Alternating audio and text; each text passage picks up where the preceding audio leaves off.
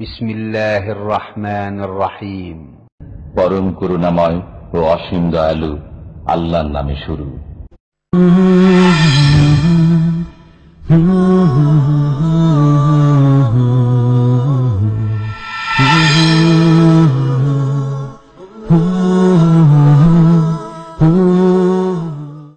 ومن أحسن قولا ممن دعا إلى الله وعمل صالحا وقال إنني من المسلمين. أعوذ بالله من الشيطان الرجيم. بسم الله الرحمن الرحيم. ألف لام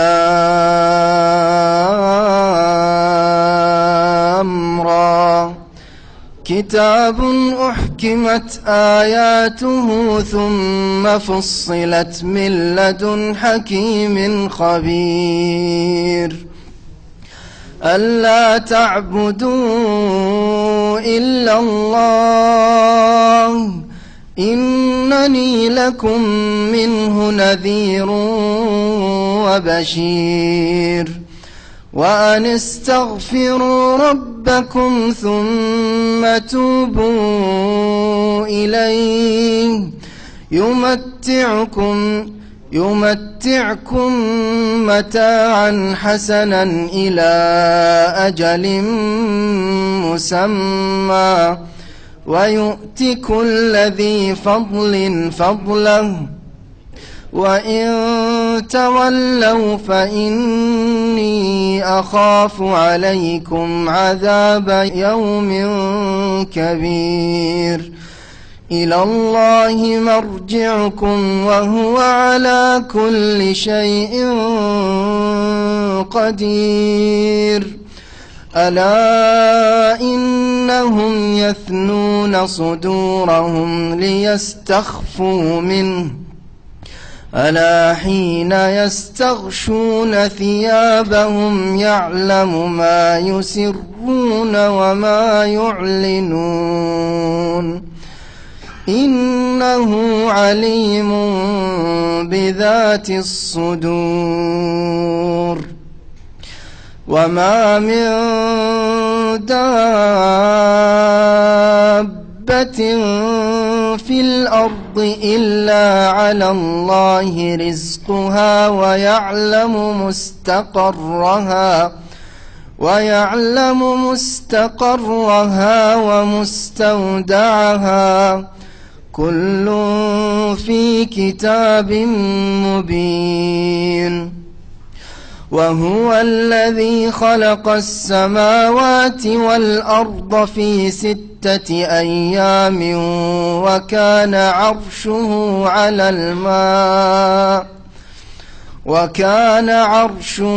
على الماء ليبلوكم أيكم أحسن عملا. ولئن قلت إنكم مبعوثون من بعد الموت ليقولن الذين كفروا إن هذا إلا سحر مبين.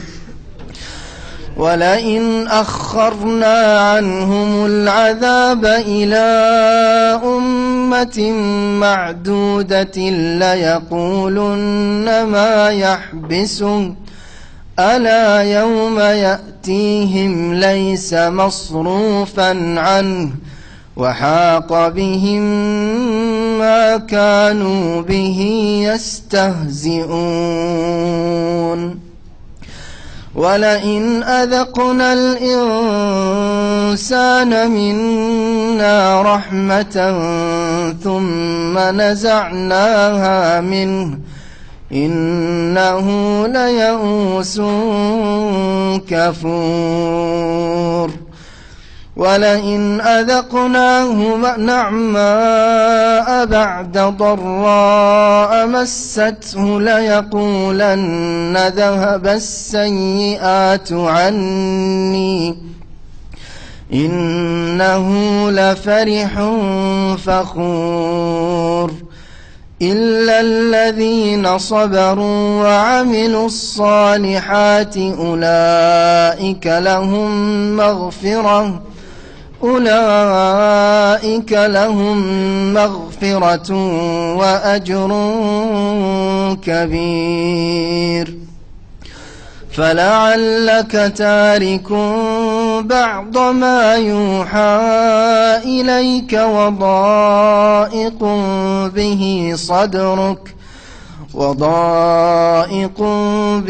صدرك أن يقولوا لولا أنزل عليه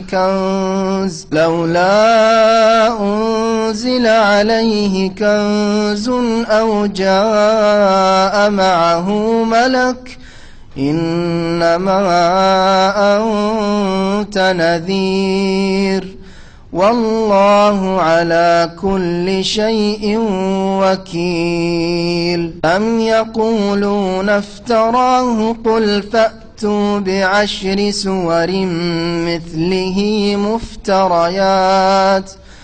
مفتريات وادعوا من استطعتم من دون الله إن كنتم صادقين فإن لم يستجيبوا لكم فاعلموا أنما أنزل بعلم الله وأن لا إله إلا هو فهل أنتم مسلمون من كان يريد الحياة الدنيا وزينتها نوف إليهم أعمالهم فيها وهم فيها لا يبخسون أولئك الذين ليس لهم في الآخرة إلا النار وحبط ما صنعوا فيها وباطل ما كانوا يعملون. السلام عليكم ورحمة الله وبركاته. إن الحمد لله نحمده ونستعينه ونستغفره ونعوذ بالله من شرور أنفسنا ومن سيئات أعمالنا من يهده الله فلا مضل له ومن يضلل فلا هادي له وأشهد أن لا إله إلا الله وحده لا شريك له وأشهد أن محمدا عبده ورسوله صلى الله تعالى عليه وعلى آله وصحبه وسلم تسليما كثيرا أما بعد فأعوذ بالله من الشيطان الرجيم بسم الله الرحمن الرحيم ألف لام را كتاب أحكمت آياته ثم فصلت من لدن حكيم خبير ألا تعبدوا إلا الله إنني لكم منه نذير وبشير وأن استغفروا ربكم ثم توبوا إليه يمتعكم متاعا حسنا إلى أجل مسمى ويؤتي كل ذي فضل فضله وإن تولوا فإني أخاف عليكم عذاب يوم كبير মহান আল্লাহ সমস্ত প্রশংসা যে আল্লাহ পাক রব্বুল আলামিন কোরআন কারীম নাযিল করেছেন এবং কোরআন কারীম দিয়ে অনেক রোগাক্রান্ত শিরক কুফরি বিভিন্ন রকমের পাপের ব্যাধিতে যারা আক্রান্ত তাদেরকে আল্লাহ রাব্বুল আলামিন সঠিক পথ দেখিয়েছেন, সুস্থতা দান করেছেন। সালাত এবং সালাম নাযিল হোক নবী মুহাম্মদ রাসূলুল্লাহ সাল্লাল্লাহু আলাইহি সাল্লামের উপর, যাকে আল্লাহ পাক রব্বুল আলামিন কোরআন কারীম দিয়ে রিসালাত দান করেছেন, সম্মানিত করেছেন। আজকে আমরা তাফসীর শুরু করব সূরা হুদ থেকে। সূরা হুদ এ হচ্ছে মক্কি সূরা, রাসূলুল্লাহ সাল্লাল্লাহু আলাইহি সাল্লামের মক্কার জীবনে নাযিল হয়েছে এবং এই সূরায় 123টি আয়াত রয়েছে। এই সূরাতে আল্লাহ রাব্বুল আলামিন বিভিন্ন আম্বিয়া রসুলগণ এবং তাদের জাতির কথা উল্লেখ করেছেন, বিশেষভাবে 7 জন নবী রসুল এবং এই 7 জন নবী রসুলের কওম, জাতি সম্প্রদায়, তাদের কথা এবং তাদের পরিণাম, যারা অমান্য করেছিল, যারা আম্বিয়া রসুলগণের দাওয়াতকে অস্বীকার করেছিল, তাদেরকে আল্লাহ পাক কিভাবে ধ্বংস করেছেন, এসব বিষয়গুলি আল্লাহ রাব্বুল আলামিন উল্লেখ করেছেন, যাতে করে মক্কার মুশরিকেরা জানতে পারে যে আমরাও যদি মুহাম্মদ রাসূলুল্লাহ সাল্লাল্লাহু আলাইহি ওয়াসাল্লামের নাফরমানি করি, বিরুদ্ধাচরণ করি, যেভাবে ওইসব জাতিরা যুগে যুগে নবী রসুলগণের বিরুদ্ধাচরণ করেছে, তাহলে আমাদেরও পরিণাম ওই রকমই হবে, সর্বনাশা পরিণাম, যেমন হয়েছিল আগের নবী রসুলগণের জাতিগুলির। এই জন্য আল্লাহ রাব্বুল আলামিন এই ঘটনাগুলি এর বিশেষ বিশেষ অংশ, যাতে মানুষের জন্য শিক্ষার বিষয় রয়েছে, আল্লাহ নাযিল করেছেন। প্রথমখানে তাদেরকে এই সতর্ক সাবধান করা উদ্দেশ্য ছিল, কিন্তু এইসব ঘটনাবলী দিয়ে যুগে যুগে প্রত্যেক মানুষকে, প্রত্যেক সম্প্রদায়কে, কিয়ামত পর্যন্ত যারা এসেছে, আছে আর আসবে, সকলের জন্য এতে সতর্কবাণী রয়েছে যে তোমাদের সামনে দুটি পথ রয়েছে। একটি হচ্ছে শেষ নবী মুহাম্মদ রাসূলুল্লাহ সাল্লাল্লাহু আলাইহি ওয়াসাল্লামের নিয়ে আসা দ্বীনের পথ, এই পথে চলে আসা যাতে তোমাদের সার্বিক মঙ্গল রয়েছে, দুনিয়া আখিরাতের কল্যাণ রয়েছে। আর আরেকটি পথ হচ্ছে ওইসব আম্বিয়া রসুলগণের অবাধ্য জাতির পথ, নাফরমানি বিরুদ্ধাচরণ পথ, আল্লাহ দ্রোহিতার পথ। সেই পথ অবলম্বন করলে যে দুর্দশা হয়েছে ওইসব জাতির, তাই তোমাদের হবে। এ হচ্ছে উদ্দেশ্য এইসব ঘটনাবলী নিয়ে আসার, বা সূরা হুদে যে বিষয়গুলি উল্লেখ করা হয়েছে। এছাড়া আকীদার বিষয়, আরো রিসালাতের বিষয়, যেসব বিষয়ের সম্পর্ক আকীদার সাথে, বিশেষ করে মক্কি জীবনে আকীদারি সংশোধন ছিল মুখ্য উদ্দেশ্য, তা আল্লাহ রাব্বুল আলামিন বর্ণনা করেছেন। সূরা হুদ, এই সূরার নাম সূরা হুদ এই জন্য যে এই সূরায় বিশেষভাবে হুদ আলাইহিস সালাম কোন জাতির নবী ছিলেন? কোন জাতির নবী ছিলেন? আদ সম্প্রদায়, আদ জাতি, প্রাচীন যুগে আদ আর সামুদ, এই দুটো জাতি নূহ আলাইহিস সালামের আগের জাতি। এই জাতিগুলিকে আল্লাহ একবার নিশ্চিহ্ন করে দিয়েছেন, ধ্বংস করে দিয়েছেন। এই জাতির কোন প্রজন্ম পৃথিবীতে নেই, ধ্বংসপ্রাপ্ত জাতি এসব। তো এই আদ সম্প্রদায়ের নবী আল্লাহ পাঠিয়েছিলেন হুদ আলাইহিস সালামকে। এই নবীর নামে নামকরণ হয়েছে এই সূরার সূরা হুদ, যেমন সূরায় ইউসুফের নাম ইউসুফ আলাইহিস সালামের নামে নামকরণ হয়েছে। এই সূরা সম্পর্কে সুনানে তিরমিজিতে একটি হাদিস রয়েছে, আব্দুল্লাহ বিন আব্বাস রাদিয়াল্লাহু তাআলা আনহুমা থেকে, তিনি বলছেন যে কাল আবু বকরিন ইয়া রাসূলুল্লাহ, আবু বকর সিদ্দিক রাদিয়াল্লাহু তাআলা আনহু রাসূলুল্লাহ সাল্লাল্লাহু আলাইহি সাল্লামকে সম্বোধন করে জিজ্ঞেস করলেন, হে আল্লাহ রাসূল, কাদ শিবতা, আপনার চুল দাড়ি সাদা হইতে লাগলো, আপনি যে বৃদ্ধ হয়ে গেলেন। বয়স তো রাসূলুল্লাহ সাল্লাল্লাহু আলাইহি সাল্লামের বেশি হয়নি, কত বয়স? মোট 63 বছর বয়স। তো শেষ জামানায় রাসূলুল্লাহ সাল্লাল্লাহু আলাইহি সাল্লামকে জিজ্ঞেস করেছেন আবু বকর রাদিয়াল্লাহু তাআলা, আপনার চুল পাকতে শুরু হলো। নবী সাল্লাল্লাহু আলাইহি সাল্লামের দাড়ি বেশি পাকে নাই, কিন্তু মাত্র 19টির কাছাকাছি দাড়ি পেকেছিল। জি জি, অথচ 63 বছর বয়স। এই দিক দিয়ে দেখলে যে নবী করিম সাল্লাল্লাহু আলাইহি সাল্লামের তেমন চুল দাড়ি পাকেনি বললেই চলে। আমাদের আজকালকার মানুষ 25-30 থেকে পাকা শুরু, আর 40 হতে হতে অনেক চাই পেকে গেছে, ঠিক না? অধিকাংশ লোকের অবস্থা এরকম।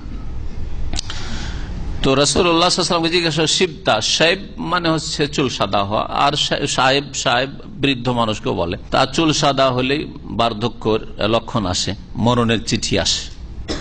চুল সাদা হওয়াকে মরণের চিঠি বলা হয়েছে। কারণ শিবতা, আপনি তো বৃদ্ধ হয়ে গেলেন, আপনার চুল সাদা হইতে লাগলো। কালা, নবী করিম সাল্লাল্লাহু আলাইহি ওয়াসাল্লাম তখন উত্তরে বলেছিলেন, শাইয়াবাতনি হুদুন ওয়াল ওয়াকিয়াতু ওয়াল মুরসালাতু আম্মা ইয়াতাসাআলুন ওয়া ইযা শামসু কুবিরাত। আর একটা বলা রয়েছে যে হুদুন ওয়া আখাওয়াতুহা। কি অর্থ এই হাদিসের? রাসূলুল্লাহ সাল্লাল্লাহু আলাইহি ওয়াসাল্লাম বললেন যে আমাকে বৃদ্ধ করে দিল, আমার চুল পাকিয়ে দিল। সূরা হুদে, সূরা ওয়াকিয়াতে, সূরা আল মুরসালাতে, উরফা 29 পারার সূরা, আর সূরা আম্মা ইয়াতাসাআলুন যে শেষতম যে পারা রয়েছে 30তম, তার প্রথম সূরা আম্মা ইয়াতাসাআলুন, সূরা নাবা, আর ইযা শামসু কুবিরাত, এই সূরাগুলি। আর একটি রিওয়ায়াতে রয়েছে সংক্ষেপে তাতে রয়েছে যে আমার চুল পাকিয়ে দিল সূরা হুদ এবং ওই রকমের সূরাগুলি, আখাওয়াতুহা, আর তার সাদৃশ্য সূরাগুলি, তার মতো যে সূরাগুলি, সূরা হুদ আর সূরা হুদের বিষয়বস্তু অন্যান্য যে সূরাগুলিতে কাছাকাছি বিষয়বস্তু বর্ণিত হয়েছে, সেই সূরাগুলির কারণে আমার চুল দাড়ি পাকতে শুরু হইল, বার্ধক্য চলে আসলো। কেন? রহস্য কি? ভাষ্যকাররা এই হাদিসের ভাষ্যে সারাতে বলেছেন যে কিয়ামত এবং কিয়ামতের যে দৃশ্যগুলি রয়েছে, কিয়ামতের যে ভয়াবহতার যে বিভিন্ন দৃশ্যগুলি রয়েছে, এই সবগুলি, এই চিত্রগুলি তুলে ধরা হয়েছে এই সূরাগুলিতে। এই একটা দিক রয়েছে, মুখ্য দিক। আর একটা দিক হচ্ছে যে বিভিন্ন জাতির ওপর যে আযাবগুলি আছে, যেমন সূরা হুদে বিভিন্ন জাতিকে আল্লাহ রাব্বুল আলামিন তাদের পাপাচারের কারণে, তাদের অন্যায়ের কারণে, তাদের আল্লাহর নাফরমানির কারণে যে ধ্বংস করেছেন, এইসব চিন্তা আল্লাহর আযাব না চলে আসে, তাহলে আল্লাহর আযাবের ভয়, তাহলে দুনিয়ার আল্লাহর আযাবের ভয়, কিয়ামতের ভয়াবহতা এবং কিয়ামতের জবাবদিহি, আর কিয়ামতের যে ভয়ানক যে দৃশ্য রয়েছে, হাহাকার অবস্থা, এইসব চিন্তা রাসূলুল্লাহ সাল্লাল্লাহু আলাইহি ওয়াসাল্লাম সাহাবায়ে কেরামরা তো আমাদের দেশীয় তেলাওয়াত করতেন না। কারণ ভারত, বাংলাদেশ, পাকিস্তানের অনারবদের তেলাওয়াত হচ্ছে যে যত খতম দিতে পারো ততই বড় মানুষ, ততই বড় মুরব্বী আর বুজুর্গ আর নেক লোক। তো শুধু খতম দেওয়া আর অর্থই বুঝলেন না, এতে কোনো সার্থকতা নেই। আল্লাহ যদি রহম করেন আর প্রত্যেকটা অক্ষরে 10 নেকি দিয়ে দেন তো আল্লাহর বিশেষ রহমত এটা। কিন্তু এই হাদিসটাও যখন বলেছেন সেই সময় সাহাবায়ে কেরাম অর্থ না বুঝে তো তেলাওয়াত করতেন না করতেন? ওই হাদিস যেখানে বলা হয়েছে যে একটা অক্ষর তেলাওয়াত করলে 10 নেকি পাওয়া যায়, যাদের সামনে বলেছেন তারা কি না বুঝে কোরআন পড়তো? বলেন, জিজ্ঞাসা করছি, না বুঝে কোরআন তেলাওয়াত করতো? একজন সাহাবী বিনা বুঝাই কোরআন শুধু রিসাইট করতেন, আবৃত্তি করতেন, তেলাওয়াত, হ্যাঁ, এইরকম কেউ ছিলেন কি? কেউ ছিলেন না। কোরআন শুধু তেলাওয়াত করা, শব্দের তেলাওয়াত, কোরআন শুধু শব্দ মুখস্থ রাখা, বাক্য মুখস্থ রাখা, মানে শুরু থেকে শেষ পর্যন্ত মুখস্থ রাখা, এতে আল্লাহর খাস রহমত, কোরআনের বরকত যদি হয় তো কিছু পাওয়া যাবে না। আসল যে লক্ষ্য উদ্দেশ্য কোরআনে কারিম নাজিল করার, কখনো সেটা হাসিল হবে না। একটু গভীরভাবে চিন্তা করেন। দুনিয়ার কোন কিতাব আছে, দুনিয়ার কোন কিতাব নেন, ধর্মীয় কোন কিতাব হোক, গ্রন্থ হোক, অথবা দুনিয়ার কোন কিতাব হোক, যে কোনো ভাষায় হোক, দুনিয়ার সবচেয়ে মুশকিল ভাষা যেগুলো আমাদের থেকে অনেক দূরের ভাষা, হ্যাঁ, রাশিয়ান ভাষা, চাইনিজ ভাষা, জাপানি ভাষা, আরে ভারতের মধ্যে কেরালা, তামিলের ভাষা, এইসব মুশকিল ভাষাগুলি, এই মুশকিল ভাষাগুলিও যদি হয়, তারপরেও কোন জাতি বিনা বুঝে শুধু একটা লাইনও পাঠ করে না। একটা লাইন পড়বে কেউ কেরালা ভাষার, অন্য কোন ভাষার পড়বেন বিনা বুঝায়? বিনা বুঝে কখনো পড়বেন না। রাশিয়াও যদি চাকরি করতে চলে যান, চায়নার, জাপানে অনেকে আছেন, যদি ওই সব দেশে চলে যান, আমার দেশে ইংরেজির প্রভাব আছে কিন্তু ফ্রেঞ্চের কোনো প্রভাব নেই, তাই না? তো যদি কেউ যদি ফ্রান্সে চলে যায়, ফ্রান্সে গিয়ে সেখানে তো সব সরকারি ভাষা, সেখানে ফ্রেঞ্চ ভাষা, তাহলে ফ্রান্সিসি ভাষা সেখানে শুধু পড়ে রেখে দিবে যে ইংলিশ অ্যালফাবেট, যেহেতু অক্ষরগুলোতে ABCD সব, তাই না? তো শুধু পড়ে রেখে দিবে, এরকম কেউ আছে? মালয়েশিয়া, ইন্ডোনেশিয়া যথেষ্ট বাংলা ভাষীরা যাচ্ছেন, ওই সব দেশে ইংরেজিতে ওই ABCD দিয়ে লিখা ওখানকার ভাষাগুলি, অথবা তুরস্কের ভাষা। এমন কোন মূর্খ আছে কি যে শুধু পড়ে রেখে দেয়, বাস যথেষ্ট, আমার কোম্পানিতে মালয়েশিয়ান ভাষায় বা ইন্ডোনেশিয়া ভাষায়, তুর্কি ভাষায় এই লেটার এসছে, আর আমি তো ইংলিশ অক্ষরগুলি বুঝি, পড়ে রেখে দিলাম। দুনিয়ায় কোন লোক পাবেন? দুনিয়ারই একজন বের করেন, আপনি পাবেন কি? কিন্তু বড় দুঃখের বিষয় যে অসংখ্য মুসলিম পাবেন, অনারব মুসলিম, যারা কোরআনে কিংবা আরবি মাশাআল্লাহ তেলাওয়াত করে, আর তজবিদের সাথে তেলাওয়াত করে, আর তজবিদের অলংকার সহ পূর্ণ মাত্রায় তজবিদ ভালো জানে, কিন্তু অর্থ একটিও বুঝে না। হাজা মানে বুঝে না, জালেকা মানে বুঝে না, কিছুই মানে বুঝে না, লারাই বাফিয়ে মানেও বুঝে না, কিচ্ছু বুঝে না। তাহলে কি ফায়দা হবে তাদের জীবনে? এ কোরআনে কারীম শুধু শব্দের তেলাওয়াত করে অথবা শব্দ মুখস্থ করে কি ফায়দাটা হবে বলেন দেখি? এর মানে এই নয় যে আপনাদেরকে তেলাওয়াত করতে নিষেধ করছি, কখন নয়। এর মানে এই নয় যে আপনাদেরকে মুখস্থ করতে নিষেধ করছি বা হাফেজ হতে অনুৎসাহিত করছি, কখনো নয়। কিন্তু এটা মোটেই যথেষ্ট নয়। শুধু তাজবিদ সহকারে ভালো কারি সাহেব হয়ে যাওয়া, তেলাওয়াত করা আর হাফেজ হয়ে যাওয়া মোটেই যথেষ্ট নয়, বরং আপনার আমার নাজাতের জন্য যথেষ্ট নয়। যতক্ষণ পর্যন্ত আল্লাহ পাকের সম্বোধন না বুঝবেন যে আল্লাহ আমাকে, তিনি খালেক, আর আমি মখলুক, তিনি মাবুদ আর আমি আব্দ গোলাম, তার সম্বোধন আদেশ নিষেধ কি হচ্ছে বুঝবো, বুঝার পরে সেই অনুযায়ী কাজ করব। যতক্ষণ না হবে ততক্ষণ নাজাত পাবেন না, কেউ নাজাত পাবে না। সৌদি আরবে নতুন চাকরি করতে এসছেন, আর আসার পরে মালিক কফিল তো আরবি, তো আপনাকে বলছে তাল রুহ, আর যদি মাথা ঝুঁকান, শুধু কোন জাতির মধ্যে শুধু মাথা ঝুঁকান, তো কাজ হবে? মাথা ঝুঁকেছেন শুধু না, তাল বললে বুঝতে হবে যে কি বলতে চাইছে, তো আসতে হবে, তাল মানে এসো, রো মানে যাও, তো যেতে হবে, কোথায় যাব তো জিজ্ঞেস করতে হবে বা জানতে হবে, কোথায় বলছে যেতে জানতে হবে না, নাকি শুধু মাথা ঝুঁকিয়ে ঝুঁকিয়ে চাকরি করা যাবে আর বেতন পাওয়া যাবে? কখনো পাওয়া যাবে না। চিন্তা করুন যে কি করে নাজাত পাওয়া যাবে, কোরআনে কারীম অর্থই বুঝলেন না। তারপরে বড়ই দুঃখের বিষয় যে আমাদের দেশের মানুষরা কোরআন পড়তেই চায় না, অক্ষরের জ্ঞানটা হাসিল করতে চায় না। তার জন্য কি করেছে, এক শ্রেণীর বিদ্যার্থীরা কোরআন বাংলায় উচ্চারণ করে এই খিদমত করেছে, নাজায়েজ খিদমত করেছে। বাংলা তর্জমাগুলিতে এক লাইনে আরবি লেখা আছে, দ্বিতীয় লাইনে উচ্চারণ বাংলায় লেখা আছে, তৃতীয় লাইনে তর্জমা করা আছে। এটা কি জায়েজ? আর এইভাবে বাংলায় উচ্চারণ করে কোরআন পড়া কখনো শুদ্ধ হইতে পারে? জিম আর জালে আর জায়ে আর জয়ে পার্থক্য হইতে পারে? কখনো পার্থক্য হবে না। দালে আর দদে পার্থক্য হবে? কখনো পার্থক্য হবে না। তাহলে কি করে আপনার কোরআন তেলাওয়াত সহি হবে? তেলাওয়াত তো সহি হবে না। যারা কোরআন শিখতে চান না আর ওই উচ্চারণ দেখে দেখে কোরআন পড়বেন বাংলায়, তারা কত জেহালতে আছেন বলেন দেখি, কত অজ্ঞতায় আপনি ডুবে আছেন। যাই হোক, কথা বেড়ে যাচ্ছে। বলছিলাম যে সূরা হুদ চুল পাকিয়েছে রাসূলুল্লাহ সাল্লাল্লাহু আলাইহি ওয়াসাল্লামের, সূরা ওয়াকিয়া, সূরা মুরসালাত, সূরা নাবা, ইযা শামসু কুবিরাত ওয়া ইযা নুজুমুন কাদারাত, কিয়ামতের দৃশ্য, আল্লাহর আযাব এর কথা। এইসব অর্থ বুঝেছেন, সেই জন্যই তো। যদি অর্থ না বুঝেন আর এইরকম সূরা যদি রাত দিন আপনার বাড়ি তেলাওয়াত হয়, তো আপনার মধ্যে কোন রকমের প্রতিক্রিয়া সৃষ্টি হবে?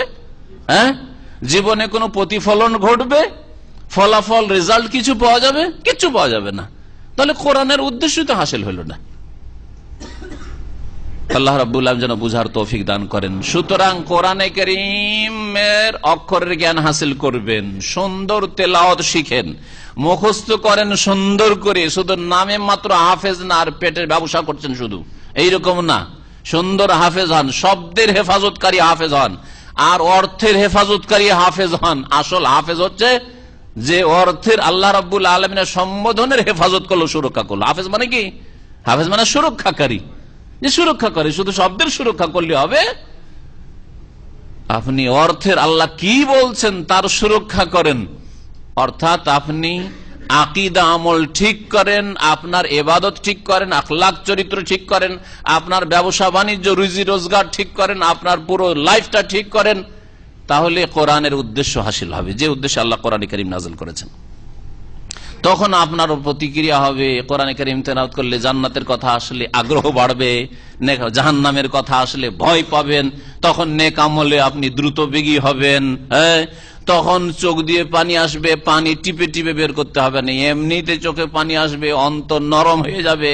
ওয়াইদা তুলিয়াত আলাইহিম আয়াতুহু যাদাতহুম ঈমানা, কোরআনের তেলাওয়াত শুনলে ঈমান বাড়তে শুরু হবে। আর যদি শুধু শুধু তেলাওয়াত শুনে অর্থ বুঝেন না, তো কোথায় ঈমান বাড়ে? এরকম তেলাওয়াত শুনে ঈমান বাড়ে? এদিকে তেলাওয়াত চলছে আপনার গাড়িতে, রেডিওতে আসছে, আর ওইদিকে গল্প চলছে, কোথায় ঈমান বাড়ছে? ঈমান বাড়ে না। আল্লাহ রাব্বুল আলামিন ইরশাদ করছেন, আলিফ লাম রা। বিভিন্ন সূরার শুরুতে এই বিচ্ছিন্ন অক্ষরগুলি এসছে, যেগুলির মাধ্যমে কাফের জাতিকে চ্যালেঞ্জ করা হয়েছে।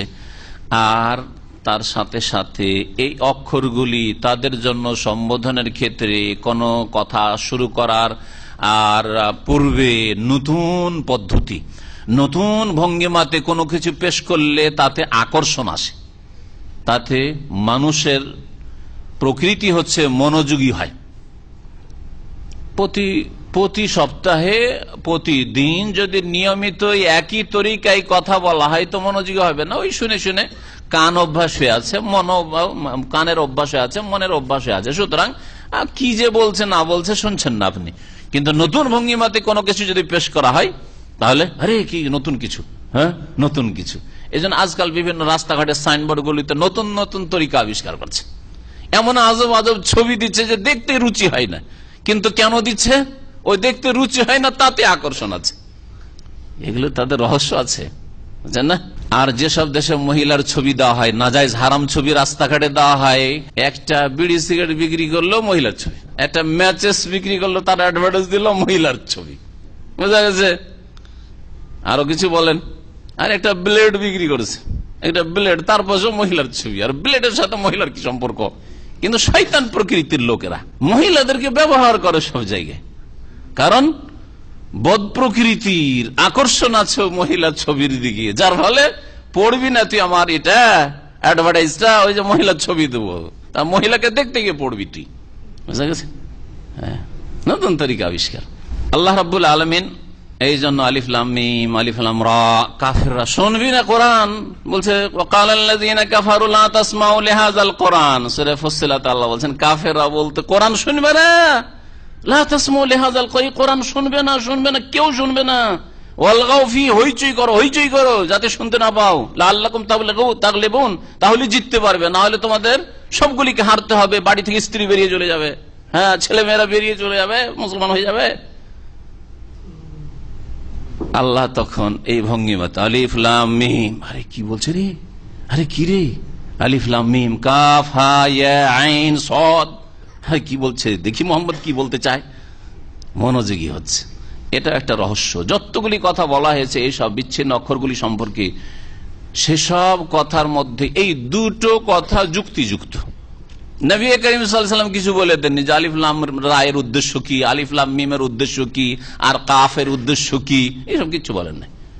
উলামায়ে কেরাম মুফাসসিরিনগণ বিভিন্ন রকমের তাদের বক্তব্য মন্তব্য পেশ করেছেন, তার মধ্যে দুটো বেশি যুক্তিসঙ্গত, এই দুটো পেশ করল। একটা হচ্ছে চ্যালেঞ্জ করা, যে তোদের কাছে আলিফ থেকে ইয়া পর্যন্ত আছে, হয় কোরআন মান, আর না হলে কোরআনের মতো একটা বই রচনা করে নিয়ে আয়, এক।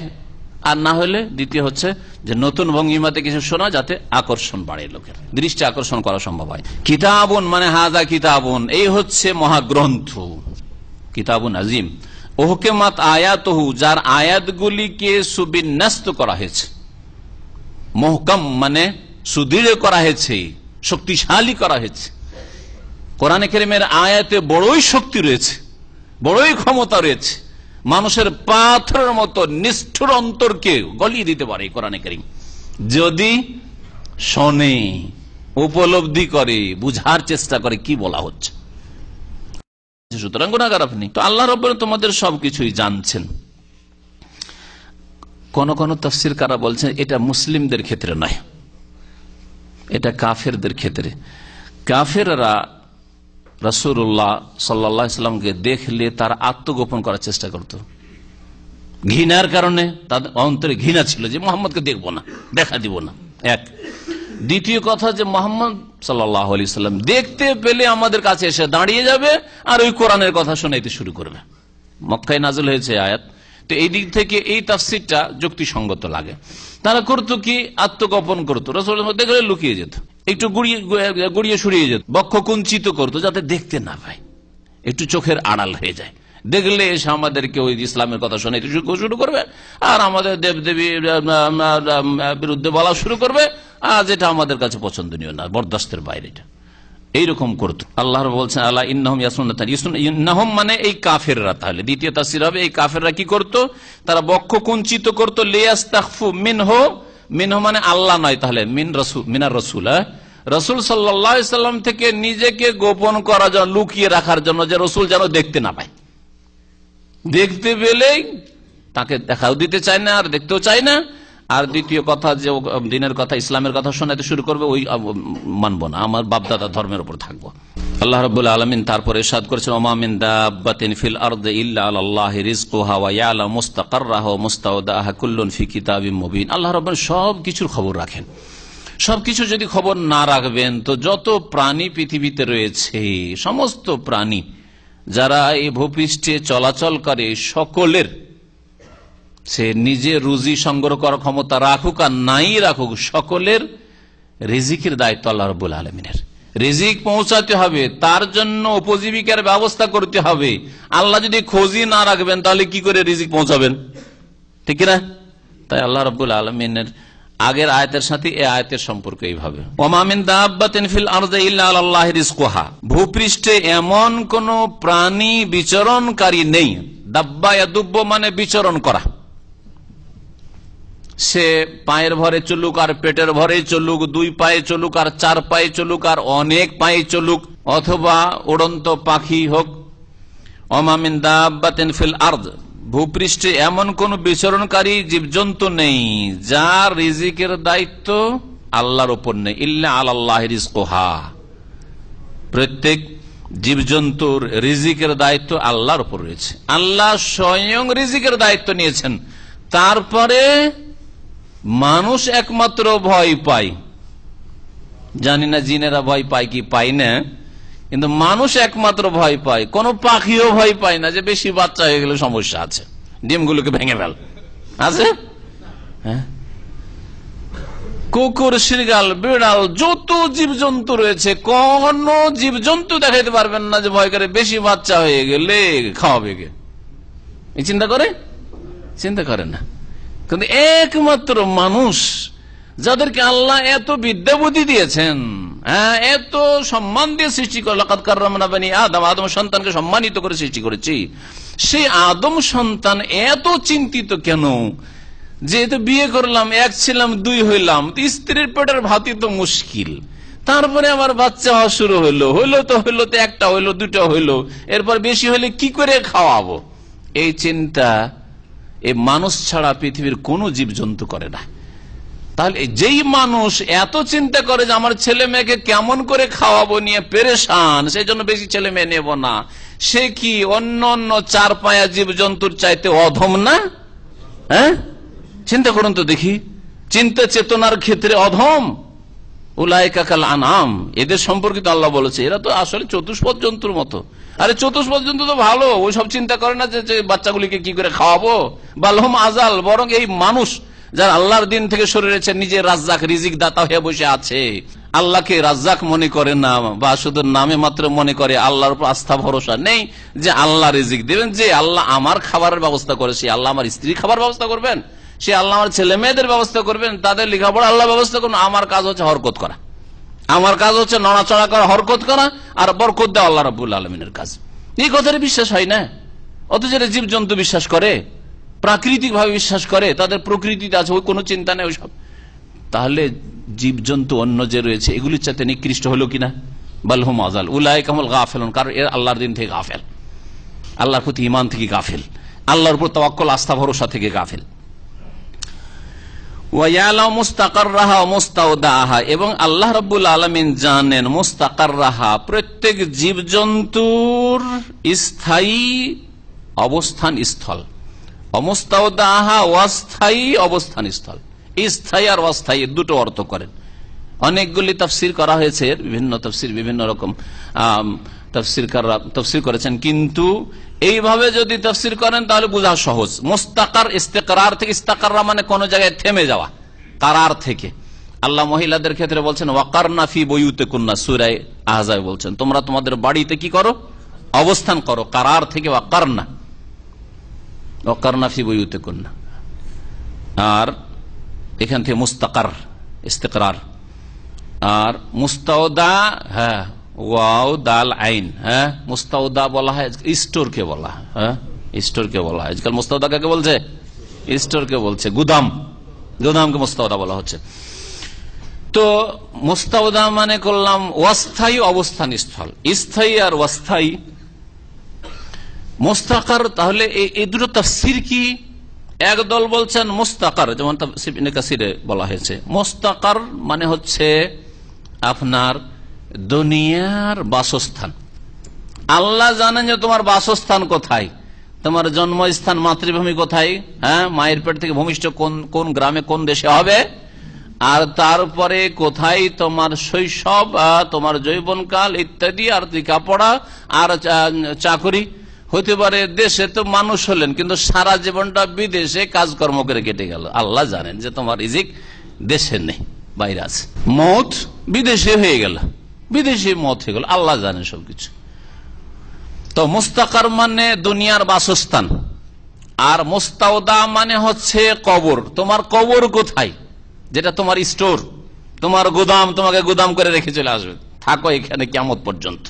মুস্তাওদা তাহলে কবর দিয়ে তাফসীর করা হয়েছে। দুনিয়ার বাড়ি মুস্তাকার, আর কবর হচ্ছে আখিরাতের প্রথম মঞ্জিল, প্রথম ঘর, মুস্তাওদা বলা হয়েছে।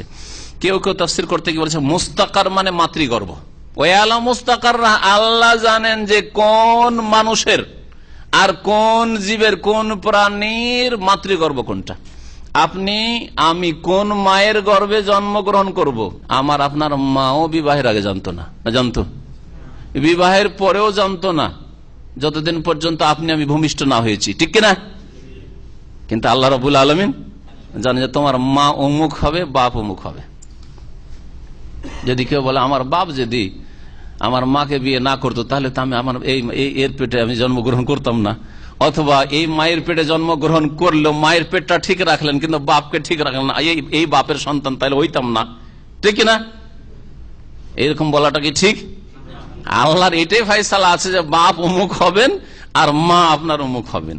ওয়ালা মুস্তাকাররাহ মুস্তাওদা। আল্লাহ রাব্বুল আলামিন এই ইলমের কোন আদি অন্ত নেই, শুরু নেই। আল্লাহ সব সময় জানেন যে আপনি কোন মাতৃগর্ভে জন্মগ্রহণ করবেন আর কোন বাপের অরসে আপনি জন্মগ্রহণ করবেন। কেউ কেউ দ্বিতীয় তাফসীর তো শুনলেন, তাহলে মাতৃগর্ভ কোনটা বললাম? মুস্তাকার। আর মুস্তাওদা হচ্ছে পৃথিবী, এই দুনিয়ার জীবন। মাতৃগর্ভ থেকে দুনিয়া আসার পরে আপনি কোথায় বসবাস করবেন, মুস্তাওদা। আর কেউ কেউ বলেছেন যে ইয়ালা মুস্তাকাররাহা ওয়া মুস্তাওদাহা, এই সম্পর্কে দুনিয়া আখিরাতের জীবন ইত্যাদি দিয়ে তাফসীর করেছেন। যা হোক, এই দুটি তাফসীর আমাদের জন্য যথেষ্ট। কুল্লুন ফি কিতাবিম মুবিন, প্রত্যেকটি বস্তু সুস্পষ্ট বা স্পষ্টকারী কিতাবে, গ্রন্থে রয়েছে, মানে লৌহে মাহফুজে রয়েছে। ভাগ্যলিপিতে তকদির যেখানে লেখা রয়েছে সবকিছু লেখা রয়েছে। তো আল্লাহ রাব্বুল আলামিন সবকিছু জানছেন। ওয়া হুয়াল্লাযী খালাকাস সামাওয়াতি ওয়াল আরদা ফি সিত্তাতি আইয়াম, আল্লাহ সেই সত্তা যিনি আকাশসমূহ এবং পৃথিবী সৃষ্টি করেছেন 6 দিনে। 6 দিন আল্লাহ রাব্বুল আলামিন আকাশ এবং জমিন সৃষ্টি করেছেন। শুরু হয়েছিল সৃষ্টি কোন দিন থেকে? রবিবার থেকে, আর শেষ হয়েছে শুক্রবারে শেষ হয়েছে। ওয়া কানা আরশু আলাল মা, আর সেই সময় আল্লাহর আরশ ছিল পানির উপর। তার মানে আসমান জমিন সৃষ্টির পূর্বে পানি ছিল। পানি তাহলে কোথায় ছিল? জমিন ছিল না তো পানি আবার কোথায় ছিল? তাফসীরকাররা বলছেন পানি হাওয়ার উপর ছিল, বাতাসের উপর ছিল। আল্লাহু আলাম। আল্লাহর আরশ, হ্যাঁ, তাহলে আসমান জমিন সৃষ্টির পূর্বে পানি ছিল, আর পানির পূর্বে আরশ ছিল, ঠিক না? আরশ ছিল। লিয়াবলুয়াকুম, আরশ আগে না কলম আগে? কলম আগে। তার মানে আল্লাহ যখন প্রথম কলম সৃষ্টি করেন তখন আল্লাহর আরশই ছিল না, তাই না? আল্লাহর আরশ, আল্লাহ কোথায় ছিলেন তাহলে? ফাঁসিয়ে দিলাম নাকি আপনাদেরকে? আল্লাহ রাব্বুল আলামিন যা কলমকে লিখতে বলছেন, এই সব সৃষ্টির পূর্বে আল্লাহ কলম সৃষ্টি করেছেন। কলম সর্বপ্রথম সৃষ্টি নয়, তার আগে আরশ অবশ্যই ছিল। জি, এটি হচ্ছে আহলে সুন্নাত ওয়াল জামাতের আকীদা, আল্লাহর আরশ ছিল। আল্লাহ রাব্বুল আলামিন তারপর ইরশাদ করছেন, কেন আল্লাহ রাব্বুল আলামিন তাহলে আকাশ জমিন সৃষ্টি করলেন? আকাশ জমিন কেন সৃষ্টি করলেন? যে আকাশ জমিন সৃষ্টি করে জমিন আমি মানুষকে আবাদ করব, যে মানুষ আবাদ করব, আর মানুষ আমার ইবাদত বন্দেগী করবে, আদেশ নিষেধ পালন করবে। যারা আদেশ নিষেধ পালন করবে তাদের জন্য জান্নাত আমি পরকালে রেখেছি, আর যারা অবাধ্য হবে তাদের জন্য জাহান্নাম তৈরি করেছি, পরীক্ষার জন্য। এক কথায় পরীক্ষা। তাহলে আসমান জমিন কেন আল্লাহ সৃষ্টি করেছেন? মানুষের পরীক্ষার জন্য, মানুষের পরীক্ষার জন্য। তাই আল্লাহ বলছেন লিয়াবলুয়াকুম আইয়ুকুম আহসানু আমালা। 6 দিন আল্লাহ আসমান জমিন সৃষ্টি করলেন কি জন্য? তোমাদেরকে পরীক্ষা করার জন্য, যে তোমাদের মধ্যে কে সর্বাধিক ভালো কাজ করে আসে, সবচাইতে ভালো কাজ কে করে আসে। কি আল্লাহ বলেছেন? সবচাইতে ভালো কাজ, সবচাইতে বেশি কাজ, এই কথা বলেছেন। কার কাজের পরিমাণ বেশি, এই কথা বলেছেন। কে কত বেশি রাকাত নামাজ পড়েছে, কত বেশি সে খতম করেছে আর জিকির করেছে, এই কথা। বেশি কথাটি কোথাও নেই কিন্তু কোরআন হাদিস। কি আছে? কত সুন্দর, সুন্দর আর বেশিতে পার্থক্য আছে, সুন্দর আর বেশিতে পার্থক্য আছে। জি, যেগুলো ভালো কোম্পানি তাদের প্রোডাকশন কম, তাদের প্রোডাকশন কম কিন্তু কোয়ালিটি উন্নত মান একবারে। যাদের প্রোডাকশন বেশি তাদের কোয়ালিটি ডাউন, ঠিক কিনা? দুনিয়ার ক্ষেত্রে বুঝতে পারছেন। ঠিক তেমনি বান্দার, মানুষের আমল হচ্ছে দুই রকম। এক হচ্ছে এক শ্রেণীর লোক আছে বেশি বেশি আমল করতে চাই, বেশি বেশি আমল করতে, কিন্তু কোয়ালিটি ডাউন।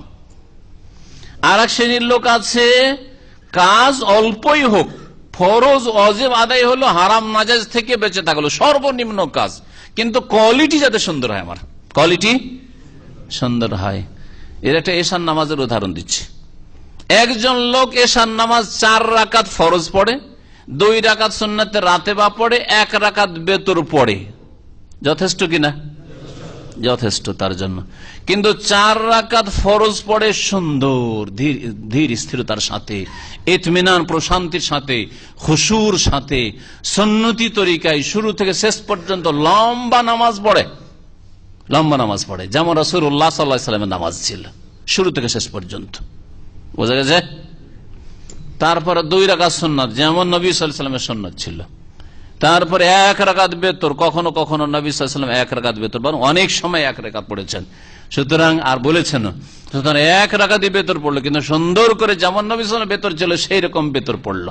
অথবা আরেকটু বাড়িয়ে দেন, 2 রাকাত বাড়িয়ে 9 রাকাতই পড়লো, কিন্তু সুন্নতি তরিকায় 3 রাকাত বেতর পড়লো, সুন্নতি তরিকায় 3 রাকাত বেতর পড়লো, 2 রাকাত পড়ে সালাম ফিরে 1 পড়লো। এটা একটা সুন্নতি তরিকা। আর একটা সুন্নতি তরিকা যে 3 রাকাত এক টানা পড়লো, 2 রাকাত পড়ে মাগরিবের মতো বসলো না তাশাহুদে।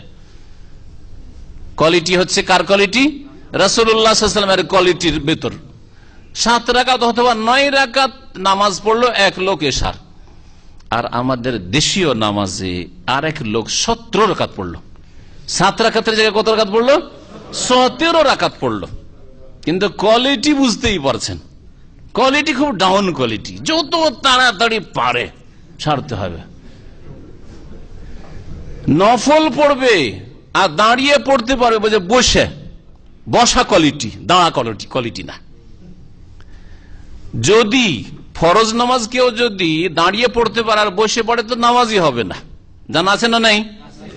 সুন্নত মুস্তাহাব নামাজ, নফল নামাজ বসে পড়লে হবে, কিন্তু 2 রাকাত পড়লে 1 রাকাতের নেকি। তাহলে কোয়ালিটি উন্নত কোয়ালিটি না ডাউন কোয়ালিটি? কত নিচু কোয়ালিটি। 2 রাকাত নামাজ পড়লো, নেকি পেল 1 রাকাতের। বোঝা গেছে? 20 রাকাত তারাবি পড়লেন 20 মিনিট থেকে 30 মিনিট, আর 8 রাকাত আরেকজন তারাবি পড়লেন 1 ঘন্টায়। একজনের পরিমাণ ভালো আর একজনের কোয়ালিটি ভালো। আল্লাহ কোনটা চান? কোয়ালিটি, উন্নত মানের কোয়ালিটি চান। আহসানও চান, আকসারও চান না। কোনটা চান? আহসান, সবচেয়ে সুন্দর করার চেষ্টা করো, সবচেয়ে বেশি সুন্দর করো। আকসার, সবচেয়ে বেশি করো, এই কথা কোথাও দেয়। একটা লোক নামাজ শুরু করলো, বেশি করলো। কি বেশি করলো? প্রথম নামাইতে পড়লো, তারপরে যায় নামাজের দোয়া পড়লো, ইক্তাদায় তো বেহাজাল ইমাম পড়লো, 3টা বাড়াইলো, তো বাড়াইলো তো বেশি তো করলো। হ্যাঁ, সালাম ফিরার পরে মোনাজাত ধরলো লম্বা। হ্যাঁ, না ইমাম সাহেব মোনাজাত ধরলেন তো মুক্তাদি আমিন আমিন আমিন করলো, এসব করলো। তারপরে কপালে হাত দিল, আফসোস করলো যে হাই কি হইলো, নামাজ কবুল হইলো কি হইলো না। কারণ বিদাতি তরিকে নামাজ পড়লেই নামাজ কবুল হইলো কি হইলো না, ও তো নিজেই পেরেশান আছে, ঠিক না? আল্লাহকে পেরেশান করে রেখেছে, সেই জন্য এই বিদাতি কাজ করলো, এইসব কাজ করলো নামাজে। তাহলে কাজগুলি তো বেশি করলো, পরিমাণ বেশি, কিন্তু কোয়ালিটি ডাউন কোয়ালিটি। নবী সাল্লাল্লাহু আলাইহি ওয়াসাল্লামের নামাজে এরকম ছিল না, কপালে হাত দেওয়া ছিল না, আর সম্মিলিত মোনাজাত ছিল না। আপনার দোয়ার প্রয়োজন, আপনি একা একা আপনার দোয়া, আমি কি জানি যে আপনার কি লাগবে? আমাকে ইমাম বানিয়েছেন আর বলছেন যে শেখ দোয়া করেন, আমার দোয়া দিয়ে আপনার কি করে হবে? আপনার প্রয়োজন আলাদা আছে, আমার প্রয়োজন আলাদা, কি করে হবে আমার দোয়া দিয়ে শুধু আমিন আমিন করে? আমিন মানে কবুল করো, কবুল করো মানে ইমাম যেটা বলছে সেটা কবুল করো। আপনার কি কবুল হলো বলেন তো দেখি? বোঝা গেছে? জি হ্যাঁ, যারা বছরে মিলাদ করে, সবে কাদারের সাথে সবে মেরাজ করে, আর কি করে? সবে বারাত করে, আরো হ্যাঁ আরো কত কি করে। তাদের ফাতেহা দোয়াজদাহাম, ফাতেহা ইয়াজদাহাম, আর ওরুস, করে, কাজ বেশি কিনা, কাজ বেশি, কিন্তু quality down quality, down quality, down quality কেন? কোয়ালিটি, তাহলে কোয়ালিটি ইসলামে কোয়ালিটির ভিত্তি কি, যে কোয়ালিটি সুন্দর কি করে হবে, কোয়ালিটি কি করে সুন্দর হবে? এর জন্য দুইটি শর্ত রয়েছে। কোয়ালিটি সুন্দর করার জন্য দুইটা কন্ডিশন রয়েছে, শর্ত রয়েছে, ভালো করে মনে রাখবেন। শরুত কবুলিল আমাল, আমল আল্লাহর কাছে গৃহীত হওয়ার জন্য, আল্লাহ সাদরে কবুল করবেন, গ্রহণ করবেন, এর জন্য দুইটা শর্ত রয়েছে। একটা হচ্ছে একমাত্র সেই কাজটি আল্লাহর জন্য হইতে হবে। দ্বিতীয়, একমাত্র রসুল্লাহর তরিকায় হইতে হবে। আপনার নামাজ রসুলের তরিকার নামাজ হইতে হবে। নামাই তো নবী পড়েছেন, কেউ প্রমাণ করেন তো দেখি। নবী আনা ইমামুল্লামান হাজার আমাল্লামি হাজার পড়েছেন, যাই নামাজের দোয়া তাকবীরের আগে পড়েছেন, কেউ প্রমাণ করেন তো দেখি। কিয়ামত পর্যন্ত সময় থাকলো। নবী সাল্লাল্লাহু আলাইহি ওয়াসাল্লাম সম্মিলিত মোনাজাত করেছেন আর মুক্তাদিরা সাহাবীরা আমিন আমিন বলেছেন, কখনো প্রমাণ করতে পারবেন না। নবী করিম সাল্লাল্লাহু আলাইহি ওয়াসাল্লাম কপালে হাত দিয়েছেন, সহিহ সনদে এসব প্রমাণ করতে পারবেন। নবী করিম সাল্লাল্লাহু আলাইহি ওয়াসাল্লাম যেইভাবে নামাজ পড়েছেন সেইভাবে নামাজ পড়তে হবে। নবী সাল্লাল্লাহু আলাইহি ওয়াসাল্লাম যে ইবাদতগুলি করেন সেই ইবাদতগুলি করতে হবে। আরে নবী সাল্লাল্লাহু আলাইহি ওয়াসাল্লাম খতমে ইউনুস করেছেন, খতমে ইউনুস দেখেন পরিমাণ কত বেশি। খতমে ইউনুস কত লাখবার পড়লে হয়? ১৪ লাখ ইউনুস আলাইহিস সালামের দোয়া পড়তে হবে। তার জন্য বুট দানার ব্যবস্থা করতে হয়, তাই না? চানা বুট আনতে হয় না? চানা বুটের ব্যবস্থা করতে, মেহনত করলো, হাট বাজার থেকে চানা বুট ১৪ লাখ। হ্যাঁ, তারপরে ১৪ লাখ গনতে শুরু করলো। একাই গনে না ভাগ বন্টন করে? ভাগ বন্টন করে, গোটা পরিবারের সব সদস্য মিলে। এই মেহনত সারাদিন করেছে, আমেলাতুন নাসিবা, আমলও করলো আর কঠোর পরিশ্রম করলো। কিন্তু তারপরের আয়াতটা তাফসীরটা পড়ে নেন একটু। তাসলা নারান হামিয়া, নবীর তরিকায় যদি না হয় তাহলে জ্বলন্ত আগুনে প্রবেশ করতে হবে। ইউনুস আলাইহিস সালামের দোয়া আপনি পড়েন, কিন্তু ১৪ লাখ নির্ধারণ করার এখতিয়ারটা আপনাকে দিল কে বলেন? এটা নবী করেছেন। তারপর এর নাম যে খতমে ইউনুস, এই নামটা দেওয়ার অধিকারটা আপনাকে দিল কে? নবী দিয়েছেন এটা? হ্যাঁ, এই তরিকা কে দিল যে বালা মুসিবত আসলে হ্যাঁ খতমে ইউনুস করতে হবে। আর কেউ যদি মুমূর্ষ অবস্থায় থাকে, এদিকেও না ওইদিকেও না, আসেও না যায়ও না, আরে যাবি যা বাবা, আর না হলে ফিরে আয় তাড়াতাড়ি, তুই এরকম পেরেশান কেন করছিস? তো খতমে জালালি শুরু কর। এই খতমে জালালি কে দিল তোমাকে বলেন দেখি? কে দিল খতমে জালালি? শুনেছেন না শোনেননি? জালালি, জালালি খতম একদিক হবে হবে। আর ফজিলতে কি লিখেছে যে আপনার হয় ভালো হবে, আর ভালো হওয়ার না থাকে তো তাড়াতাড়ি বিদায় নিবে, পেরেশান করবে না আপনাকে। আস্তাগফিরুল্লাহ।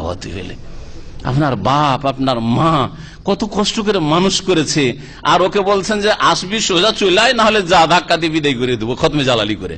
হ্যাঁ, লাউযুবিল্লাহ, কোথায় বলেন এটা? নবী করিম সাল্লাল্লাহু আলাইহি ওয়াসাল্লাম দিয়েছেন।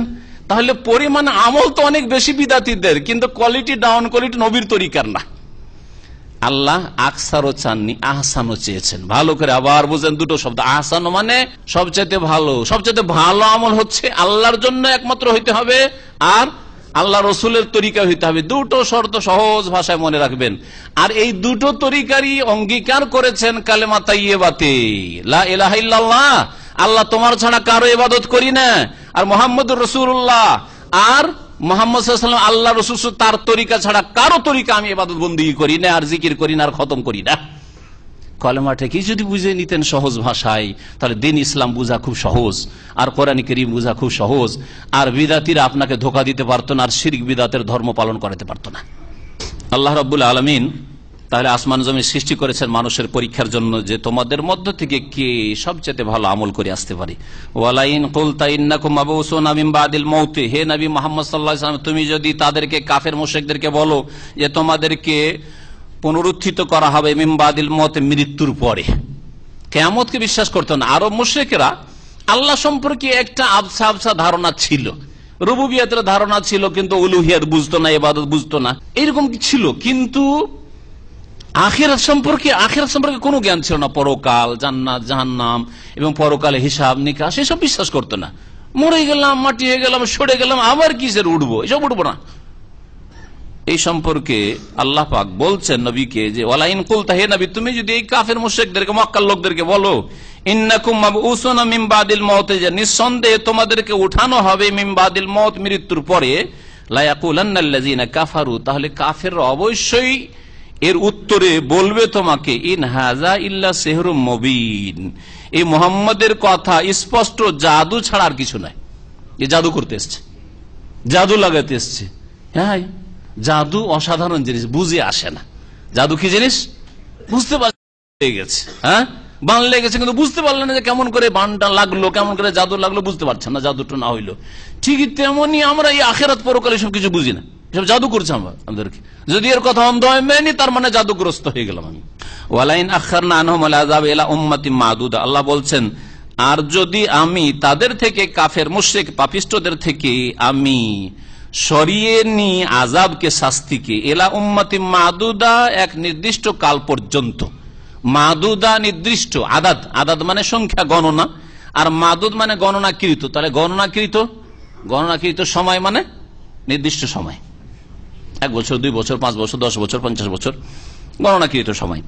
আর উম্মাতুন মানে এখানে মুদ্দাতুন, উম্মা মানে সময়, কালকে বোঝানো হয়েছে। তো এখানে তাহলে কি অর্থ? এলা উম্মাতিন মাদুদা মানে এলা মুদ্দাতিন মাদুদা, নির্দিষ্ট সময় কাল পর্যন্ত। উম্মতের মানে এটা আপনাদের জন্য অজানা, কিন্তু এই আয়াতের তাফসীরে মনে রাখেন যে এখানে উম্মাতুন মানে কি, সময়কে বোঝানো হয়েছে, উম্মাতুন মানে মুদ্দাতুন। আর এর আগে গত সপ্তাহগুলিতে যেই সূরাটি তাফসীর হয়েছে তাতেও একটি আয়াত আপনাদের সামনে দিয়ে তাফসীর হয়েছে, আর সেটা গিয়েছে, সে আয়াত কারো মনে আছে? ওয়াদ্দাকারা বাদা উম্মাহ, ওই যেই লোকটিকে জেল থেকে বেরিয়ে গেল খালাস হয়ে, ওকে বলেছিল যে আমার কথা একটু আলোচনা করি, তুমি তো বাদশার খাদেম, যে আলোচনা করি, বলেছিল না? ইউসুফ আলাইহিস সালাম বলেছিলেন।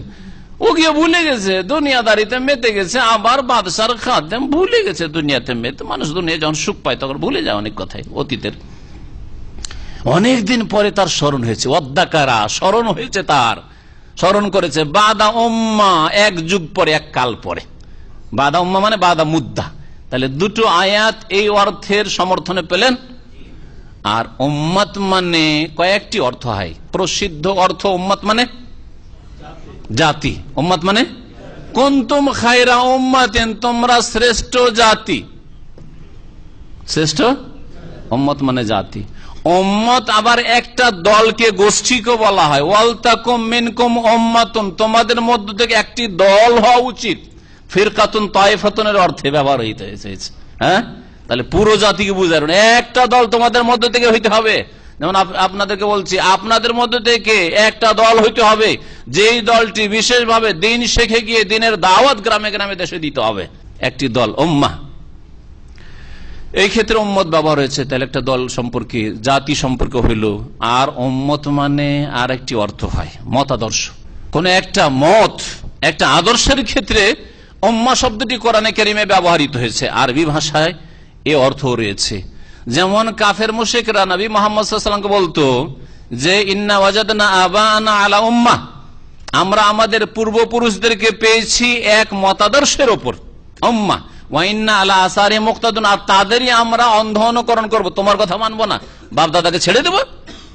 যেমন আজকালকার যারা শিরক বিদআতের ধর্ম পালন করে, তাদেরকে যদি বলেন সহিহ কোরআন হাদিসের কথা, তারা বলে তোর বাপে একটা না দুটা। আরে একেবারে মূর্খের কথা, শুনেছেন এরকম কথা? তোর নিজের বাপকে বাপ বলবি না? একেবারে অকাট মূর্খদের কথা, তোর বাপকে বাপ বলবি না? যুক্তিতে কি বলবেন আপনি? বাপকে তো বাপ বলবো, তো চাচাকে বাপ বলবো নাকি? হ্যাঁ, আমাদের দেশের মতো বড় বাবা আর মেজো বাবা, সেজো বাবা, তো বাপকে তো বাপ বলবো। এখন কোন কথাকে কোন কথায় ফিট করলো? সুতরাং তোমার বাপ দাদার ধর্ম যেটা ছিল, তরিকা ছিল মিলাদ করা, ওরস করা, মাজার করা, তো ওই ধর্ম ছেড়ে তুই এই তরিকা কেন আসবি? তোর বাপকে বাপ বল, মানে ওইটাই হলো তার বাপ, বুঝছেন না? তো এই কাফের মুশরিকরা এই যুক্তি পেশ করতো, ইন্না ওয়াজাদনা আবানা আলা উম্মাহ, আমাদের পূর্বপুরুষদেরকে এক মতাদর্শের উপর পেয়েছি। উম্মাতুন মানে এখানে আদর্শ, তাদের যে তরিকাই পেয়েছি, তার তরিকার অর্থে ব্যবহার হয়েছে এখানে, আলা তরিকাতিন ওয়া ইন্না আলা আসারি মুক্তাদুন, আর তাদেরই আমরা অনুসরণ করব, তাদের ছাড়া অন্যদেরকে মানবো না, তোমার কথা মানবো না। আর একটি অর্থ ইব্রাহিম আলাইহিস সালাম সম্পর্কে ব্যবহৃত হয়েছে। এই আয়াতের তাফসীর আপনাদের সামনে দিয়ে গিয়েছে এর আগে। ইন্না ইব্রাহিমা কানা উম্মাতান, ইব্রাহিম আলাইহিস সালাম উম্মত ছিলেন।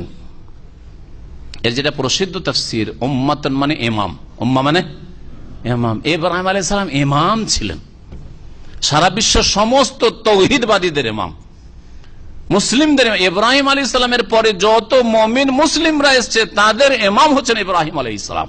ইন্না ইব্রাহিমা কানা উম্মাতান কানিতান লিল্লাহি হানিফা ওয়া লাম ইয়াকুম মিনাল মুশরিকিন। কয়টা অর্থ হলো তাহলে? উম্মত মানে হচ্ছে সময়কালে, যেমন দুটি আয়াতে বললাম। উম্মত মানে হচ্ছে জাতি, উম্মত মানে হচ্ছে কোন একটা দল, ছোট দল। উম্মত মানে হচ্ছে ইমাম, উম্মত মানে হচ্ছে মতাদর্শ। তো আল্লাহ রাব্বুল আলামিন বলছেন যে তাদেরকে যদি আমি অবসর দিই বা তাদের থেকে আযাবকে আমি সরিয়ে দিই, আখারা ইয়াগফির মানে আযাবে শাস্তিতে বিলম্ব করে দিই, এলা উম্মাতিন মাদুদা এক নির্দিষ্ট কাল পর্যন্ত লা ইয়াকুলুন্না, তাহলে অবশ্যই তারা বলবে মা ইয়াহবিসহু, এত অধৈর্য এবং তারা অবিশ্বাসী আর এত সন্দিহান। মা ইয়াহবিসহু, এই তোমার শাস্তির যে চ্যালেঞ্জ ছিল সেটাকে কিসে বাধা দিল? মা ইয়াহবিসহু মানে আইয়ু শাইইন, মা ইস্তিফহামিয়া, জিজ্ঞাসামূলক। এখানে মা ইয়াহবিসহু, কোন জিনিসটাতে আযাবে শাস্তি আসতে বাধা দিল? তার মানে নবী মুহাম্মদ সাল্লাল্লাহু আলাইহি সাল্লামকে তারা ঠাট্টা মজাক করা শুরু করে। হে মুহাম্মদ, তুমি তো বলছিলে যে আমরা যদি তোমাকে না মানি আর তোমার কোরআনের কথা না মানি তো নাকি আল্লাহর আযাব আসবে। তো তুমি যে বলেছিলে আযাব, আল্লাহ বলছেন যে আযাব দেওয়ার কথা আমার নবীর মাধ্যমে বলে দেওয়ার পরে যে 2, 4, 5 বছর 10 বছর আযাব না দিই, তো এরা চ্যালেঞ্জ করা শুরু করে, ঠাট্টা মজাক করা শুরু করে যে কোথায় তোমার মায়া হবে সহু, কোথায় তোমার আযাব গেল? আল্লাহ পাক বলছেন যে শুনে রাখো, ইয়াউমা ইয়াতিহিম, যেদিন তাদের কাছে আযাব এসে যাবে, লাইসা মাসরুফান আনহুম, তখন তাদের থেকে আযাবকে ফিরানো হবে না, কোনো শক্তি ফিরাতে পারবে না। ওয়া হাকা বিহিম মা কানু বিহি ইস্তাহজিউন, যা নিয়ে তারা ঠাট্টা উপহাস করত তা তাদেরকে ঘিরে ফেলবে। ওয়ালাইন আযাকনাল ইনসানা মিন্না রাহমা, আর মানুষের কিছু বদ প্রকৃতির কথা আল্লাহ রাব্বুল উল্লেখ করেছেন। মানুষের এটা প্রকৃতি, যখন এই প্রকৃতিকে আপনি গাইড করবেন না কোরআন সুন্নাহ দিয়ে, ওহী দিয়ে, তখন প্রকৃতি বাঁকা পথে চলে যাবে। আল্লাহ রাব্বুল আলামিন বলছেন ওয়ালাইন আযাকনা ইনসানা মিন্না রাহমা, আমি যদি আমার পক্ষ থেকে মানব জাতিকে কোন দয়ার আস্বাদন করায়, আল্লাহ রাব্বুল যদি কোনো সুখ শান্তি দেন, সুম্মা নাযানাহা, দিলেন, তারপরে যদি তা আমি ছিনিয়ে নিই, খুব সুখ আসলো, তারপর আল্লাহ ছিনিয়ে নিলেন, তাহলে মানুষের স্বভাব কি? ইন্নাহু লা ইয়াউসুন কাফুর, তাহলে মানুষ বড়ই নিরাশ এবং বড় অকৃতজ্ঞ হয়ে যায়। 10 বছর মাশাআল্লাহ একটা ভালো চাকরি আল্লাহ দিলেন, আর তারপর হঠাৎ করে এক্সিট লেগে গেল বা চাকরিটা চলে গেল, দেশের হোক আর বিদেশের হোক, তারপরে আপনি একবার হতাশ, আর অশান্তির শেষ নেই, আর আল্লাহ যে এতদিন সুখ দিয়েছেন আর এত অনেক কিছু করেছেন, কোন আল্লাহ রাব্বুল আলামিনের শুকরিয়াও নেই, অকৃতজ্ঞ। মানুষের কাছে আল্লাহ রাব্বুল আলামিন নিয়ামত দেওয়ার পর যদি ছিনিয়ে নেন তো মানুষ কি হয়ে যায়? নিরাশ হয়ে যায় আর অকৃতজ্ঞ হয়ে যায়। ওয়ালাইন আযাকনাহু না'মা বা'দা দাররা, আর কষ্টের পরে যদি আল্লাহ সুখ দেন, এখানেও মানুষের বদ স্বভাব একটা রয়েছে। ওয়ালাইন আযাকনাহু না'মা, আর যদি তাদেরকে আস্বাদন করাই নিয়ামত সমূহ, অনুগ্রহ, বা'দা দাররা, ক্ষয়ক্ষতির পরে, বিপদ আপদের পরে, মাসসাতু, যা তাকে স্পর্শ করেছে, মানুষকে স্পর্শ করেছে, লা ইয়াকুলান্না, তাহলে মানুষের স্বভাব হচ্ছে যে বলে যাহাবাস সাইয়্যাতু আন্নি, এত উৎফুল্ল হয়, এত আনন্দিত উল্লাসিত হয় যে বলে যাহাবাস সাইয়্যাতু আন্নি, আমার সব দুঃখ কষ্ট গেছে, আমার সব বালা মুসিবত দুঃখ কষ্ট গেছে। সাইয়্যাতুনের জমা হচ্ছে সাইয়্যাত, সব মন্দ দিকগুলি গিয়েছে। ইন্নাহু লাফারিহুন ফাখুর, তখন নিঃসন্দেহে কি হয়ে যায়? বড় উৎফুল্লিত হয়, উৎফুল্ল হয়, আর ফখুর আর অহংকারী হয়ে যায়। আল্লাহ রাব্বুল আলামিন নিয়ামত দিলে তখন অতীতকে ভুলে যায়। যারা গরিব মানুষ ছিল, দেখা যায় যে হঠাৎ করে ধন আসলে অহংকারী হয়ে যায়, দাম্ভিক হয়ে যায়, আর কি হয়ে যায়? এমন আনন্দ উল্লাসে মেতে উঠে যে আর খুশির শেষ থাকে না। এইরকমটা যাতে না হয়, এটা হচ্ছে খারাপ স্বভাব। আল্লাহ রাব্বুল আলামিন সন্তুষ্টি অর্জনের চেষ্টা করতে আল্লাহর নিয়ামত থেকে, এবং আল্লাহ রাব্বুল আলামিনের শুকরিয়া আদায় করতে হবে। মুমিন সম্পর্কে নবী করিম সাল্লাল্লাহু আলাইহি ওয়াসাল্লামের সহিহ হাদিস রয়েছে সহিহ মুসলিমে, যে আজাবাল লিআমরিল মুমিন, মুমিনের বিষয়টি সবসময় আশ্চর্যজনক, সবসময় আশ্চর্যের বিষয়। ইন্না আমরাল মুমিনি কুল্লাহু খাইর, মুমিনের জীবনটা সবটাই হচ্ছে কল্যাণ আর কল্যাণ, সুখেও কল্যাণ, দুঃখেও কল্যাণ, আমাদের সব অবস্থায় কল্যাণ রয়েছে। ওয়ালাইসা যালিকা ইল্লা লিল মুমিন, এটা মুমিন মুসলিম ছাড়া কাফের কখনো হাসিল করতে পারে না, মুনাফিক মুশরিক কখনো হাসিল করতে পারে না। একমাত্র আল্লাহর প্রতি ঈমানদার মানুষ এই নিয়ামত হাসিল করতে পারে, যে সুখেও সুখ আর দুঃখেও সুখ, সবসময় সুখ। নবী করিম সাল্লাল্লাহু আলাইহি ওয়াসাল্লাম বলছেন কিভাবে? ইন আসাবাতহু সাররা, যদি সুখ আসে, সুখের দিন নেমে এসেছে, সুখের সময় এসে গেছে, সুখ আর সুখ, কোনো দুঃখ নেই, কষ্ট নেই, তাহলে সাকারা শুকরিয়া আদায় করে। আর শুকরিয়া আদায় করলে ফাকানা খায়র আল্লাহ, তার জন্য কল্যাণ করে, আল্লাহ নিয়ামত আরো বাড়িয়ে দেন, বৃদ্ধি করে দেন। ওয়াইন আসাবাত দররা, আর যদি বিপদ আপদ অনিষ্ট আসে, বালা মুসিবত আসে, রোগ বালা মুসিবত বিপদ আপদ দুর্ঘটনা এরকম যদি কিছু হয়, ক্ষয়ক্ষতি, আর্থিক ক্ষয়ক্ষতি ইত্যাদি, তাহলে সাবারা, ধৈর্য ধারণ করে। আর ধৈর্য ধারণ করলে ইন্নাল্লাহ মাস সাবিরিন, আল্লাহ ধৈর্যশীলদের সাথে আছেন। আল্লাহ কেন আছেন? ফাকানা খায়রুন, এটা তার জন্য কল্যাণ করা হয়। ইল্লাল্লাযিনা সাবর, আল্লাহ বলছেন যে এই খারাপ প্রকৃতি থেকে মুক্ত হতে পারবে কারা? একমাত্র ওই সব লোকেরা যারা ধৈর্যশীল, ও আমিলুস সালিহাত, আর সৎকর্মশীল যারা, ভালো মানুষ, ভালো কাজ যারা করে। তাহলে ভালো কাজগুলি করতে হবে, ধৈর্য ধারণ করতে হবে। ধৈর্য ধারণ, সবুর করা তিন ভাগে বিভক্ত, তিন প্রকার। কে বলতে পারেন? আল্লাহর দিনের ওপর অটলতার সবুর করা, দিনের উপর অটল থাকবেন। সুখে থাকলে ভূতে কিলাইতে শুরু করলো, আর নামাজ পড়বেন না আপনি। সুখে থাকলে নামাজ নেই, মা মরেছে, বাপ মরেছে, ছেলে মারা গেছে, তখন নামাজ ধরেছেন আপনি। দুর্ঘটনা, অ্যাক্সিডেন্ট হয়েছে, তখন আল্লাহ আল্লাহ করছেন আপনি না। সবসময় ধৈর্যধান, দিনের ওপর অটল থাকে সবসময়, সুখে দুঃখে শোকে সবসময়। আর একটা হচ্ছে আসসাবরু আন মাসিয়াতিল্লাহ, আল্লাহর অসন্তুষ্টির কাজ থেকে, নাফরমানির কাজ থেকে বেঁচে থাকার ক্ষেত্রে ধৈর্য ধারণ করা। সামনে টাকা বন্যার মতো, টাকার স্রোত বয়ে যাচ্ছে, কিন্তু হারাম টাকা, সব সুদের কারবার, ঘুষের কারবার, হারামের কারবার, বেঈমানি আত্মসাতের কারবার। আপনাকে এখানে ধৈর্য ধারণ করতে হবে। যদি ধৈর্য ধারণ না করেন তাহলে কি হবে? আপনিও হারামে ঝাঁপ দিবেন। আপনি টাকা তো ইনকাম করতেই হবে, কি করব? এই জন্য এখানেও ধৈর্যের প্রয়োজন রয়েছে। তৃতীয় ধৈর্য হচ্ছে যেটা সাধারণ মানুষরা শুধু জানে, ওই আগের দুটো ধৈর্য জানে না, এই জন্য এই দুটো বেশি মুখস্থ রাখবেন।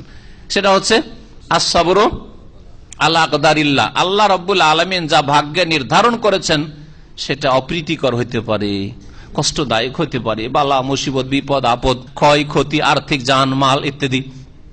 ধৈর্য ধারণ করতে হবে, ধৈর্য ধারণ করতে হবে। ইল্লাল্লাযিনা সাবারু, তবে যারা ধৈর্যশীল এবং সৎকর্মশীল, তারা কিন্তু এরকম করে না, নিয়ামত পেলে তারা অহংকারী হয়ে যায় আর উল্লাসে মেতে ওঠে, এরকম হয় না। আর যদি তাদের উপর দুঃখ কষ্ট আসে, আল্লাহ নিয়ামত ছিনিয়ে নেন, তাহলে নিরাশ হয়ে যায়, তাও হয় না, আর অকৃতজ্ঞ হয় না।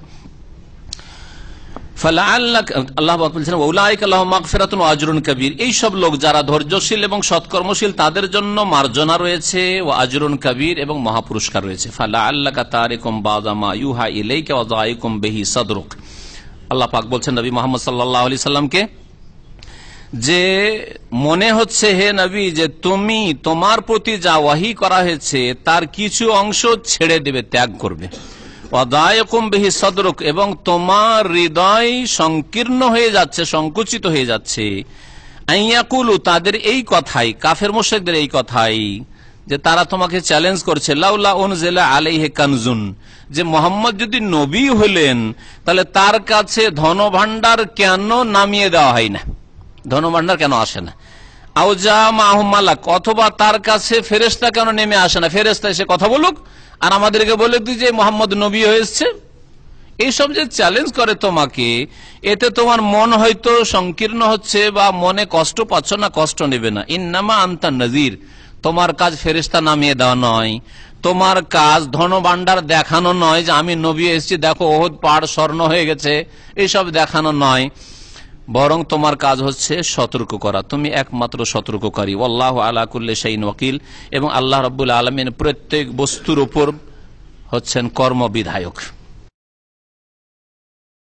এখানেই আজকে তাফসীর শেষ করি।